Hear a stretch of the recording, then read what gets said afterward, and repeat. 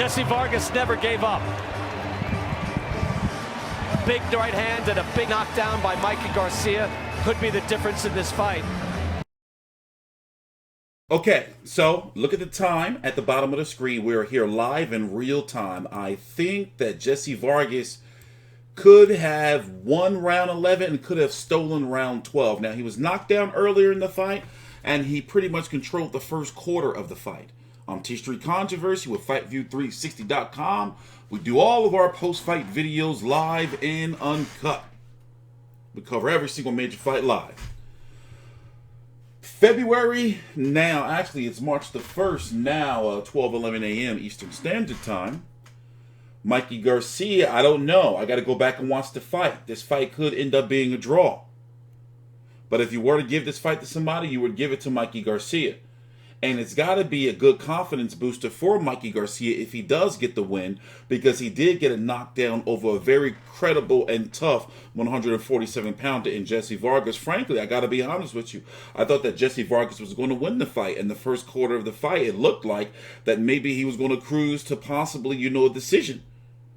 Somewhat blueprinting how to beat Mikey Garcia. You got to keep him away with the jab.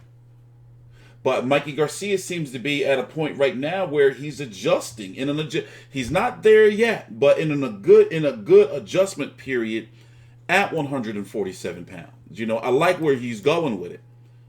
And talks are that he could fight Manny Pacquiao in Saudi Arabia in the summer, and Pacquiao fancies it because he'll be able to keep a lot of his money. Ooh, listen in. 13. Kathy Leonard has it. 116, 111. Steve Morrow, the same, 116, 111. To the winner by unanimous decision. And now the WBC Diamond Welterweight Champion, Mikey Garcia. Reasonably close on the judges' scorecards. I think the better man won.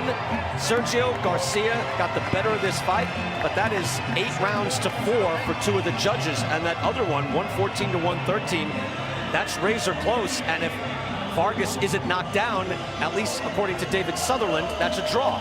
Or we would have, yeah, no, absolutely. Look, it was a close fight. That knockdown was a big difference, as it always is. And look, and that still would be a majority decision win for Mikey Garcia. We're not saying this is controversial or was wrong or anything like that, but it is interesting how it all plays out. You've got to be prepared. And David Sutherland basically had it 6-6, but one of those rounds, again, was a 10-8 round because of the knockdown. And look, Jessie Vargas, like you, Sergio, is cagey. He's intelligent. He knew, I can't go down. That's a 10-8 round. Let's stop right there and wait for the post-fight interview. Yeah, it was a very close fight. So as I was saying, now Mikey Garcia's name is in the hat to possibly get Pacquiao on the zone. It's looking like. Even though Pacquiao right now is an Al Heyman fighter, Pacquiao was very expensive to PBC. And if the zone can foot the bill, I'm sure this is one of those situations where Al Heyman will let him go over there. And fight Mikey Garcia in Saudi Arabia. And the way Mikey Garcia's deal is structured, is he still... Let's listen in. Damn, hold on, I'm fucking up. My bad, guys. Everybody who came out and support me, all my fans. I love you guys. I do all of this for you. I hope you guys enjoyed tonight's fight. I feel very happy to be back and very excited to be here. Those first few rounds, it looked like Jessie was able to control the distance. It looked like you were having some trouble getting inside. What were you thinking in those early rounds, and what adjustments did you have to make? Well, I did have to make adjustments. I have to get adjusted to his height, reach, natural size. I had to make those adjustments. But as the fight went on, I started feeling that I started hurting him. I started closing the gap a little bit more. Started feeling better with the rhythm, the timing, and started to pick up the pace, and I think it worked out well. You obviously, in your first time at welterweight, fought arguably the top guy in the welterweight division. What was different for you, though, the second time around? I think I carried the weight a little bit better, and that allowed me to perform better. I felt better. I always let on my feet when I had to. I was solid when I had to. He's a big man, Jesse's a big man. the weight, I could feel the size difference, but like I said, my talent was able to overcome that. The fifth round, the fight seemed to change with that knockdown. You got him with a clean shot, seemed to mess with his equilibrium throughout most of the fight. What did you see on that shot? Well, I started to hurt him as the rounds went by. Took him close to the corner, landed a good right hand that put him down. I think he definitely felt the power, and after that, it seemed like every so often I would hurt him again. So I started to really get the rhythm of things, and I just kept going, I felt that, my speed, my power was all perfect, and I was able to put it into effect even against a bigger guy. You said before this fight that you would learn a lot about your ability to be a welterweight during this fight. What did you learn about maybe your future at 147 pounds? No, I think I have great options. I think, I'm ready to get back in with the best. I would love to get an opportunity to fight Manny Pacquiao or a rematch against Errol Spence. I think it would be a tremendous fight. I'm a little bit better now at this weight class. So do you want to stay at 147? I think that's a great option for me. I think I want to continue campaigning at 147, search a title at my 5th division. You've been asking for Pacquiao for a very long time. Do you think it's realistic now at this point? Well, I think it's very likely that we are considered as likely opponents because we prove ourselves to be able to compete against one of the bigger former world champions in the division. Congratulations, Mikey. I want to say hello to everybody in Oxnard, especially to Mendez Zambrano family. May Juanito rest in peace, very dear friend of our family. So everybody out there, 1301 Commercial Avenue in Oxnard, love you guys. Juanito, may you rest in peace. All right, I'm going to turn to Jessie Vargas here. Jessie, a tough fight, physical fight all throughout. It seemed like you were in control Please early like on, the video, and then that fifth round subscribe. thing seemed Thank to change you. with the knockdown. Yeah, man, I got a little confident. In the 4th round when I hurt Mikey, I thought I hurt him in that corner there, the white corner, neutral corner. But, I seemed to lighten up. But then again, Mikey fought a great fight. His timing was pretty good. It was precise. I give him credit. I don't take anything from it.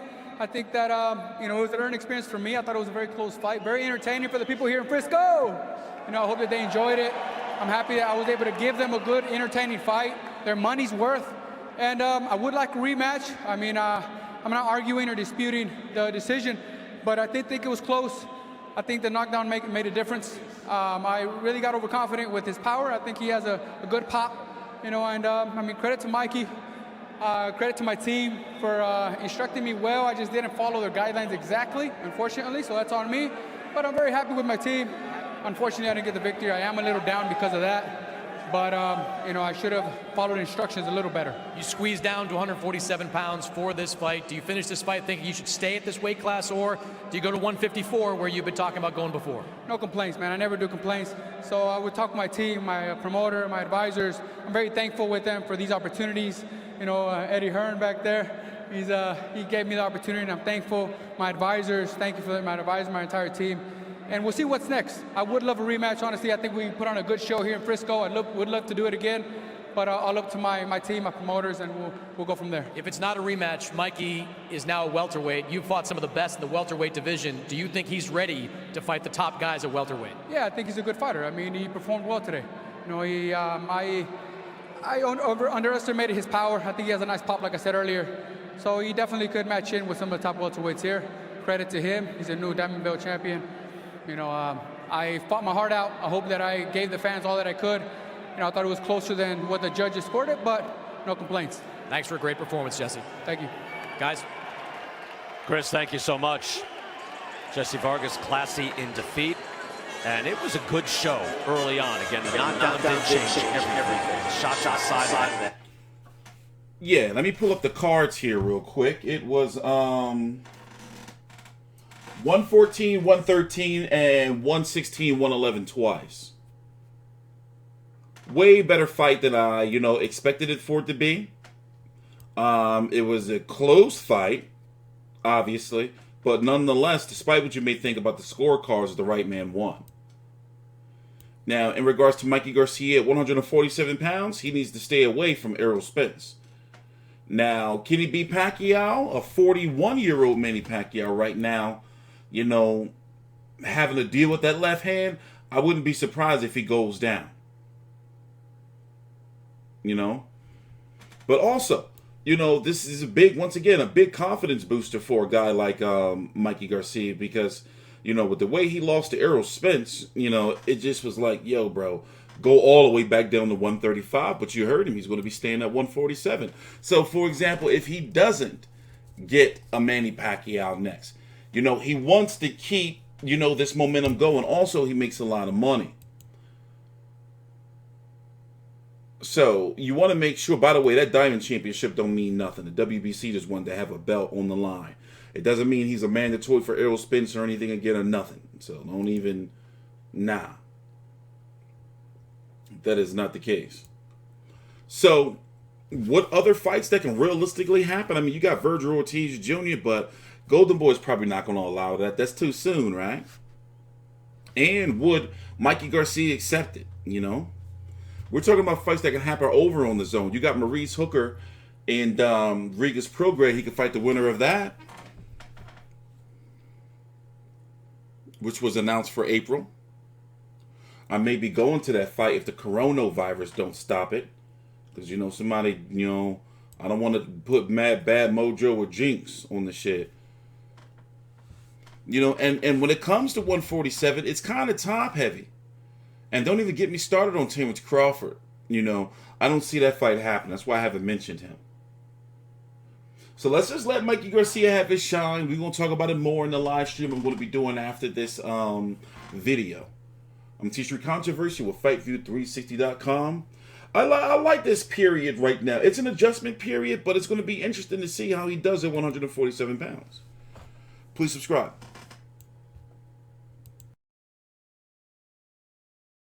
Sergio Mora.